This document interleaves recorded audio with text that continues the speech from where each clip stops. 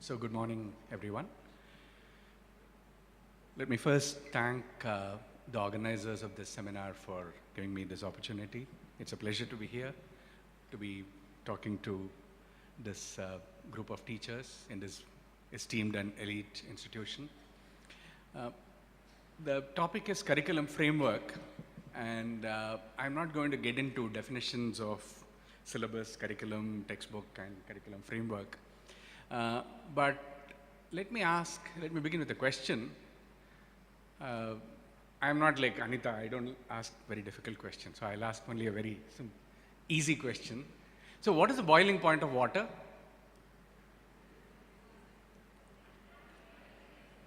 What's the boiling point of water? 100 degrees centigrade. Are you sure? Is there anyone who disagrees with me? Yeah, we are all agreed, right? Boiling point of water is 100 degrees centigrade. No, I don't allow these people here, so I'm really talking to people there, yeah? So is there anyone who disagrees with me? But my question is, how do you know? How do you know that boiling point of water is 100 degrees centigrade? Yeah? So let me see. How many people have done something and verified that boiling point of water is indeed 100 degrees centigrade? Some experiment, something, I don't care. I want some hands. How many people have performed some experiment to verify that the boiling point of water is 100 degrees centigrade? I see 2 hands there. 2, 3, yeah. Well, I think this is perhaps the thing to think about. I mean, among many things that Anita wants us to think about, this is something I would like to think about. Because after all, to me, what is the meaning of science, right?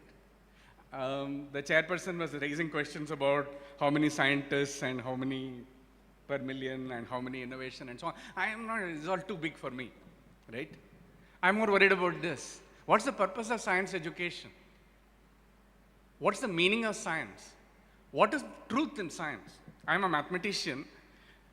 Every discipline, every form of knowledge comes with some way of validating knowledge, right?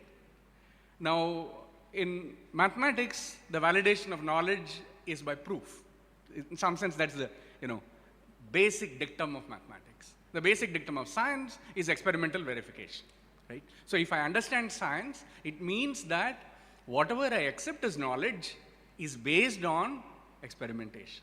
Experimentation, hopefully, that anybody can do, in principle. That in principle is very important, because not all experiments all of us can do, right? I don't have electron microscope, I've never seen one, but okay. But boiling point of water, let's get back to that. Which water? Metro water? What's the boiling point of metro water?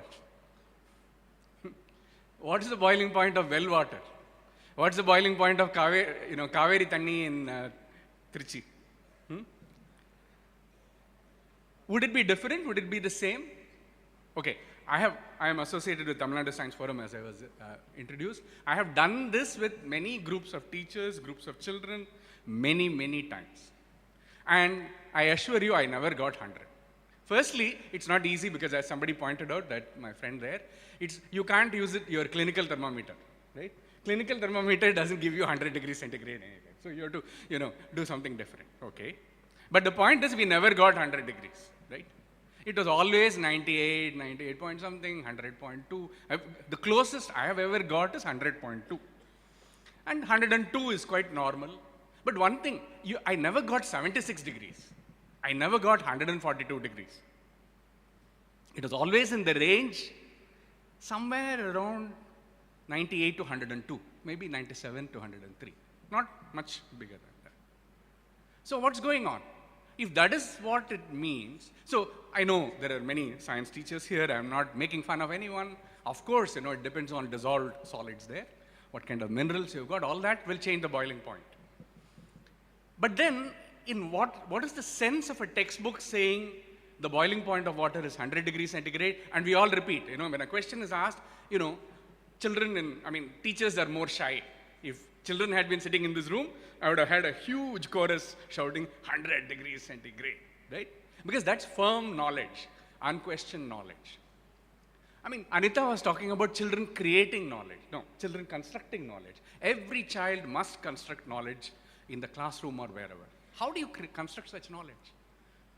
If my point is, if our only source of knowledge is a statement in the textbook, which I am repeating in a question-answer mode, and that is what we consider knowledge, we have a problem, right? This has nothing to do with the methodology of science. This is not what we understand science, how we understand science. This is not doing science at all, right? So, I mean, I can go on with this thing about doing science and doing mathematics, and the difference between doing mathematics and, consuming mathematics or consuming science, right? What has it got to do with curriculum? I mean, after all, I was told to talk about curriculum framework, and what am I saying this? In some sense, what is happening? Let's start, with the classroom, right? We are in a classroom, we have a textbook, we are transacting, we call it transacting curriculum, right? Covering the syllabus. I always say it'll be nice to get a huge tarpaulin cover and cover it very nicely. Then we can cover it all, right? So that is the terms we think in. But the textbook as a source of knowledge is something that maybe as a teacher, I make it easier, okay? This is some hard stuff to swallow. I soften it a little bit. And what is that piece of knowledge that is written in the thing? Some committee has sat together, based on a syllabus, has produced that textbook. And then further down, that committee doing the syllabus has taken a curriculum and divided into various chapters, structured it into different units, calls it the syllabus, and says, in September, all of Tamil Nadu would be doing some particular, factoring of polynomials. In October, after the rain, somebody will be doing something like that. Some time division, some structuring is done. And the curriculum sits above all that, saying some kind of expectations. So the curriculum is something that says that, if you learn science, you should be able to do certain things. In the earlier session, I was hearing about how skills, education should give skills, style, scale. This was the triple that I heard. Okay, different skills. You should be able to factor polynomials, right? You should be able to answer. When somebody asks you, what's the boiling point of water, you should be able to say 100 degrees centigrade immediately, without delay. Certain expectations because any 13-year-old should know certain things, simply by age. Certain expectations, well, you are from the social background, you should be able to do. That's very important. Right? In Tamil Nadu, on a bus, right? If I'm in a crowded bus, if I'm hesitating to move more forward, the conductor will say, look at you, you look like an educated man, why don't you move forward, right? So this dress, whatever I wear, raises an expectation. Expectations are galore. Social expectations for a 14-year-old come from many, many different angles. So curriculum lays down certain expectations. The curriculum framework is something, okay, there are 43 boards in the country, each has its own curriculum. The national curriculum framework tries to have an articulation of what is expected of all these things. What is expected of education at all? What is the purpose of what we call school education? What is our vision for education for all? I am not an orator. I can't say these things, so let me take another example. So, I was very much involved in adult education, Arivali Iyakkam, when it was a big movement in Tamil Nadu in the early 90s. At the time, I was very fortunate to learn a lot from this adult education movement. There was somebody, our house used to be piled with lots of adult education primers. And there was one vegetable seller, her name Mariamma. In fact, she's an interesting person because her name is Mariamma, but sometimes she would convert it to Mariamma, because any god who helps is welcome. So Mariamma used to come, and one day she was asking me, what is this? You are running a bookshop or what? Why are there so many books? I was very happy because, okay, here is my clientele, right, for coming for adult education. So, I went into my spin of why you must come to class, you must learn to read and write, it's very important, etc., etc. So she was looking at me and then asking, okay, um, the how long will it take? I said 3 months, which is a lie. Actually, it takes much, much more time. How many books? This is a very clever question, right? How many books? 3 books. I said, 3 books in 3 months, okay. Seemed a little, is that much time? I don't have. Then finally she asked me, okay, if I come, will I be able to earn 10 rupees more every day? What do you think? How would you answer? When an adult who's a vegetable seller asks you, if I come to your adult education class for 3 months, you are asking me to come in the evening, 3 months of my time, will I be able to earn 10 rupees more every day? What do you think? What's your answer? For one thing, it was a bit of a slap in the face for me because I have a PhD in mathematics, right? So now somebody comes and says, what mathematics are you going to teach me? Will it help me earn more? Of course, I said yes. My thing was, we have to say yes. Then we can think about how to make sure it happens, right? Because we have a responsibility. We have to give her the right to ask that question. But there's something very interesting going on that she asked me this question. At the same time, her daughter was going to class 7 school. She was in class 7, she was going to full-time school, but she never asked, my child is going for full-time school, will she be able to earn 10 rupees per day more than me? No. Because she assumed that she had never been to school. She assumed that education was going to ensure that her daughter was going to be better off. I'm not talking about the economic aims of education here. I'm saying we must grant the right of the people. Curriculum framework, education should address the rights and aspirations of people, articulated in whatever form it comes. This is very important, and to guide that, this is really what education should think very seriously about. Now, the National Curriculum Framework of 2005, roughly 10 years ago, when these discussions were happening, articulated several main questions. What are the educational experiences that a child should have in the classroom? What are the objectives of what we call education for all? How do we ensure that the educational experiences that we provide in the classroom meet those objectives? How do we structure these educational experiences that children have? I think this terminology is very important, and for us to take very, very seriously. Because what happens in classroom is an educational experience.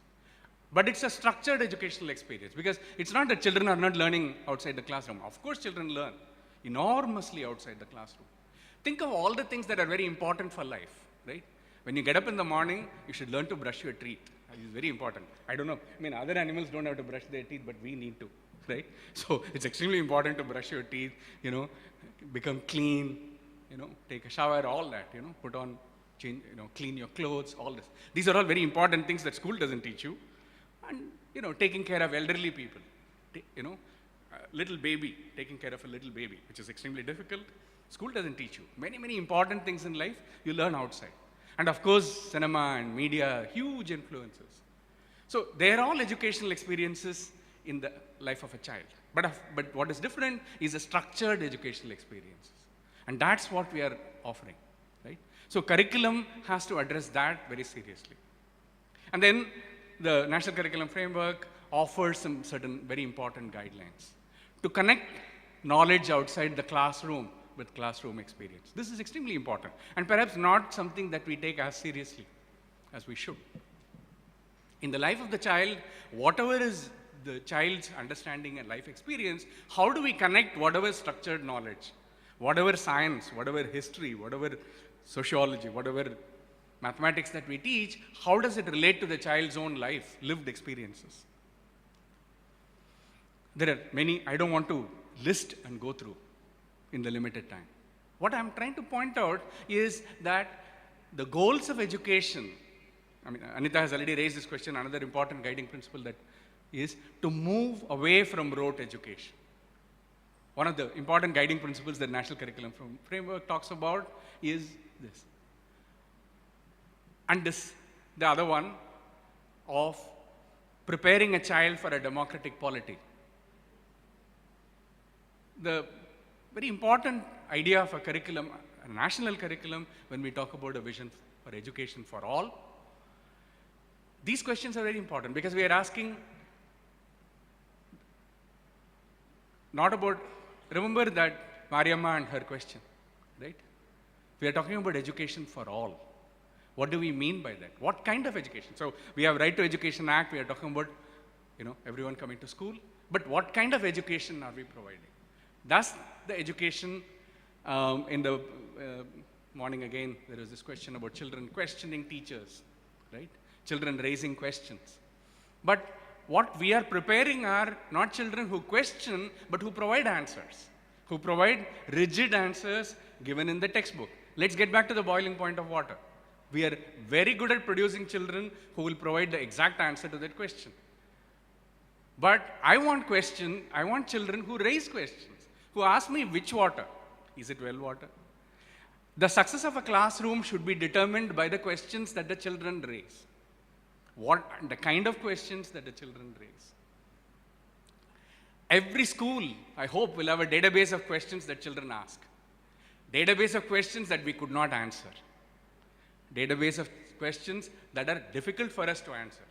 And this categorization of questions as those that can be answered like that, questions that take, a bit of reflection, a bit of working out, questions that take a couple of months to answer, and questions that are extremely hard for us to answer. Mathematics is very interesting to me because such categorization is nice, easy, happens naturally. Open problems, hard problems, starred problems, there is a formal way of thinking. But I don't see why that is the same, cannot be applied for anything. Okay, one of my friend Venkateshwaran's favorite questions, which I like. Did Thiruvalluvar eat idlis or not? He asked me this question, I remember, that's why. Yeah? How many people? I want a show of hands. Yeah? Did Thiruvalluvar eat idlis ever in his life? Could he have eaten idlis? Yeah? Come on, let's. How many people think yes? Only one? So how many people think no, he could not have eaten idlis? There are too many abstentions here. Again, this is the difference with children. When I do ask this question with children, the response is very, very different. Teachers are, of course, shy. My point is, such questions should come from children, right? How can we award a gold medal in history to a child in history who doesn't ask such a question? Or think of how do I go about trying to find an answer to that question? That is what a gold medal should be given to in history, because that's historical methodology. Think in such terms. Thiruvalluvar is very important in Tamil. No? Everybody quotes Thiruvalluvar, right? Idlis are very important in Tamil culture. Like somewhere some connection should come and ask, right? We need to shift the focus away from producing, I hate to say it, even robots, automata who can answer certain questions very, very efficiently, but do not raise questions at all. The silence of the classroom is deafening in that sense. So, if we were to think of curriculum very seriously, if we were to think of goals of education and school as becoming a producer of knowledge, we want a society that produces knowledge. I don't know about the past. There were all these statements said about what was India like in 1,000 years ago. I don't know. I don't have a sense of history well enough for me to know how it was. But today in our classrooms, if we want to worry about the brain drain, right? There is thing about people going into America and so on. I am much more worried about the brain drain that's happening in our classrooms. Because all these powerful brains are sitting there and thinking of something that basically reduces to memorization, right? So, and formulas like saying, relating knowledge to what happens outside the classroom is for us to think about all these things much more seriously. I should end with the question that I raised with the boiling point of water. Because I don't want to just say that we don't ask. Because once children start asking these questions, the result is phenomenal. I mean, getting back to that, in Science Forum when we were doing projects with children, I've sat with children who have done projects on boiling points of all kinds of liquids, which started with this discussion. I mean, a beautiful project where they looked at the boiling point of cow's milk and buffalo's milk, which is higher. Which do you think is higher? Cow's milk or buffalo's milk? Those children did this experiment. And it was not easy to do because milk, when it boils over. Huh? So they had to come up with an instrument which hangs the thermometer above and just lift it at the time. So they had a very primitive instrument, but you can design and do. But that is doing science, right? That's really doing science. That's constructing knowledge. In fact, they were sitting, and we started drawing charts for what happens to sambar when you add more puli, more tamarind. How does the boiling point of sambar go up or down based on the strength of tamarind in it, right? The kind of investigation brings enormous pleasure and genuine learning. And that learning is critical learning because it doesn't take one piece of information and reproduce it, but engages you with life, with process of learning. That's an example of knowledge construction. So somewhere I feel our curriculum framework, our curriculum, if it's going to, in the 21st century, I don't know about all those predictions of economists that they were talking about earlier, if it's going to have our children as producers of knowledge and contribute to whatever the world economy is going to do, I think our classrooms can do a great job by getting children to talk, to think, to question. And for us to have the humility that most questions in life, we don't know how to answer easily anyway. So it doesn't matter. The set of questions that we can answer confidently is a very small, mathematicians would say measure zero subset of the set of all questions that we hopefully can ask. The danger is that because we want only easy questions and easy answers, only questions for which certain precise answers can be given, we stop raising questions at all, right?